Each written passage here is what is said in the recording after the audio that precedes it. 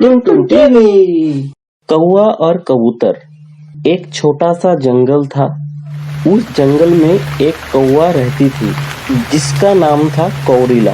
बरसात में भीगते भीगते उसके 2 बच्चों की मौत उसके आंखों के सामने ही हो गई थी। कौड़िला रोती हुई बोली, मेरे बच्चों, तुम लोगों को क्या हुआ? उठो उठो ना। वो जोर जोर से रोने लगी और वो पागल हो गई थी। दिन बहते चले गए, पर वो पागल हो जाने के कारण वो अपने घोंसले में उसके बच्चे हैं समझकर वो बच्चों से बातें करने लगे थे। क्या हुआ बच्चों, तुम मेरे साथ बातें क्यों नहीं कर रही हो और खाना भी नहीं खा रही हो? वो बच्चों की कल्पना करते हुए अपने आप से बातें करने लगी। कुछ दिन बाद कौड़िला की बचपन की सहेली टुकू नाम का एक कबूतर उनके बच्चे को लेकर उनसे मिलने आती है, पर टुकू को पता ही नहीं था कि उनकी सहेली कौड़िला की मानसिक संतुलन बिगड़ चुकी थी। दोस्त, कैसे हो तुम? और तुम्हारा बच्चे कहाँ पर है? कौन हो तुम और मेरे बच्चों को छीनकर कहाँ ले गए थे? दो मेरा बच्चा मुझे वापस करो। कौड़िला ने टुकू के बच्चे को छीन लेती है। मित्र, तुम्हें क्या हुआ? तुम ऐसी बातें क्यों कर रही हो और मेरे बच्चे को अपना बच्चा क्यों कह रही हो? मेरे बच्चों को लेकर अपना बच्चा कह रही हो?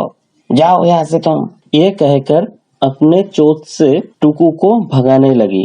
हे भगवान, दोस्त ऐसा मत करो, मुझे दर्द हो रहा है। तुम्हें हो क्या गया है? कौड़िला ने टुकू को भगाने का बहुत कोशिश की और टुकू ने भी बहुत कोशिश की अपने बच्चे को ले जाने की, पर टुकू विफल रहा। टुकू रोते रोते वहां से चली गई और वो एक पेड़ पर जाकर बैठ के रोते रोते बोलने लगी, हे भगवान, कौड़िला को ये क्या हो गया?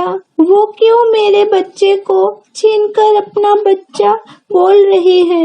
कुछ देर बाद टुनटुन नाम का एक गौरैया और मिष्टी नाम की एक तोता उस पेड़ पर टुकू को रोता हुआ देख के आके बैठी और टुकू को पूछने लगी, कौन हो तुम और क्यों रो रही हो? हमें बताओ, अगर हो सके तो हम तुम्हारी मदद करेंगे। टुकू ने रोते हुए सारी बात उन दोनों को बताई। कौड़िला मेरा बचपन का दोस्त है। बहुत दिनों बाद मैं उनसे मिलने मेरे बच्चे के साथ आई थी, पर उसने मुझे पहचान नहीं पाई और मेरे बच्चे को छीनकर अपना बच्चा कह रही है और तो अपने चोंच से मार मार कर मुझे भगा दिया। मुझे समझ नहीं आता ये क्या हो रहा है। टुकू की बातें सुनकर उन दोनों ने कहा, अरे दोस्त, वो हमारे भी दोस्त है। दरअसल वो हाल ही में अपना बच्चा खोया है। अपने आँखों के सामने अपना बच्चा खोने पर उनको सदमा लगा है, इसलिए वो ऐसा बर्ताव कर रहा है। मुझे इस बात का खेद है कि कौड़िला के साथ ऐसा हुआ, पर मैं अपने बच्चे को उससे वापस कैसे पाऊंगी? मेरे समझ में कुछ नहीं आता। ये सोचकर वो बहुत दुखी हो रही थी। मिष्टी और टुनटुन भी ये सोच रहे थे। एक तरफ ये चल रहा था, दूसरी तरफ कौड़िला के पास रहा कबूतर का बच्चा बोला, तुम मेरी माँ नहीं हो। माँ कितनी गोरी है और तुम कितनी काली हो। ओए चुप कर, मैं ही तेरी माँ हूँ। मुझे मेरी माँ के पास जाना है। प्लीज मुझे मेरी माँ के पास जाने दो। ऐसा नहीं कहते हैं बेटा, ये तुमको क्या हो गया है? मैं ही तुम्हारी माँ हूँ। तुम मेरी माँ नहीं हो, नहीं हो, नहीं हो। मुझे मेरी माँ के पास जाने दो। अब कौड़िला को गुस्सा आया और कौड़िला ने गुस्से के साथ बोला, तुम्हें समझ में नहीं आता, मैं ही तुम्हारी माँ हूँ। डांटने से टुकू का बच्चा रो पड़ी और वो देख के कोरिला को उससे दया आई। अरे मेरे बच्चा, रोना मत, मैं ही तुम्हारी माँ हूँ। दूसरी ओर वो तीनों पंछी ये सोच रहे थे कि कोरिला को उसकी बीती बातें याद दिलानी चाहिए। एक काम करते हैं, मैं मेरे बच्चों से मरने का नाटक करवाती हूँ। मेरे मरे हुए बच्चे को देखकर जरूर उसको बीती बातें याद आएंगी। हाँ, ये सही रहेगा। हम ये करके देखते हैं, पर ये कोरिला के सामने ही करना चाहिए। उसके पिछले दिन सुबह टुनटुन गोरैया उस पेड़ के नीचे खड़ा होकर रो रो कर बोलने लगी। हे भगवान, मुझसे मेरी बच्चे को छीन ली। सोने जैसे प्यारे बच्चे, हे भगवान, कितना अनर्थ हो गया। इतनी छोटी सी उम्र में ये दोनों मर गए।